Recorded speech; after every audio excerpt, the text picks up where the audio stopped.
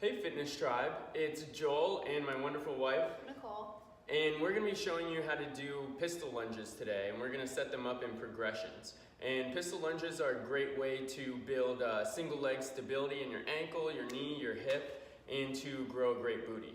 So she's going to start in a kneeling position, and this is her right leg, so she's going to rotate her torso to the right, and then she's going to lay it down on her thigh.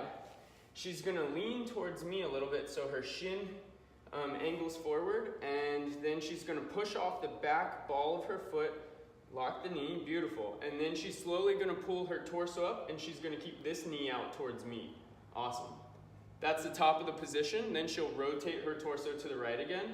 She'll lay it down on the thigh, and she'll slowly lower the knee to the pad. Perfect. So that was 1 rep. So you want to work on reps of 5. She was like stone cold solid there. You might wobble around. If you wobble around a lot, control yourself with your back foot and keep your front knee out.